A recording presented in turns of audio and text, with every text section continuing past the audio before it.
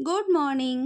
என்னடா காலையிலேயே ஐஸ்கிரீம் டப்பா வச்சுட்டு என்ன நோண்டிட்டு இருக்கேன்னு பார்க்குறீங்களா? ஐஸ்கிரீம் டப்பா இல்லைங்க. உங்கள மாரியே நானும் இது ஐஸ்கிரீம் டப்பான்னு தான் நெனச்சேன். உள்ள பார்த்தா தான் தெரியுது தோசை மாவு. மாவெல்லாம் கூட கிடைக்குமான்னு யோசிச்சினேன். பார்த்தா யுஎஸ்ல எல்லாமே கிடைக்குதுங்க. ஆனா காசு தான் கொஞ்சம் ஜாஸ்திங்க. எவ்வளோன்னு கேட்காதீங்க. நமக்கு நெஞ்சு வலியே வந்துரும். ஏன்னா இது ஒரு பாக்ஸ் வந்து பார்த்தீங்கன்னா, நம்ம ஊரு காசுக்கு ரூ. 800. அதாவது இங்க $10ன்னு விக்கிறாங்கங்க. நம்ம ஊர்ல வந்து ரூ. 80க்கு 1 கிலோ வாங்க மாட்டோம். ரூ. 50 எங்க விக்கிறானோ அங்க தான் நான்லாம் போய் வாங்குவேன். ஸோ நமக்கு வந்த சோதனையை பார்த்தீங்களா? சரி, ஓகே, பரவாயில்லங்க. ஏன்னா இங்கே இந்தியன் ஷாப்பில் வந்து ஒரு தோசை 800 சொல்கிறாங்கங்க. அதாவது நம்ம ஊர் காசுக்கு. அதை கம்பேர் பண்ணிங்கன்னா ஓகே, நம்ம ஒரு தோசை 800 கொடுத்து வாங்குறதுக்கு ஒரு டப்பா வாங்கி நல்ல ஒரு 3 நாளைக்கு வச்சு சாப்பிட்லாம் இல்லையா? ஆனால் சும்மா சொல்லக்கூடாதுங்க. நல்ல சூப்பராக வந்தது தோசை. நீங்கள் பார்த்தீங்கனாலே தெரியும்.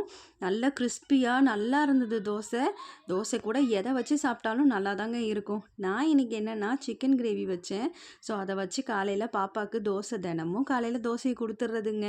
நமக்கு இன்னும் நம்ம ஹோட்டலில் தான் இருக்கிறோன்றதுனால திங்ஸ் எல்லாம் இல்லாததுனால காலையில் ஏதோ நம்மளால் முடிஞ்சது தோசை, சிக்கன் கிரேவி இந்த மாதிரி வச்சு சாப்பிட்டுட்டோம்.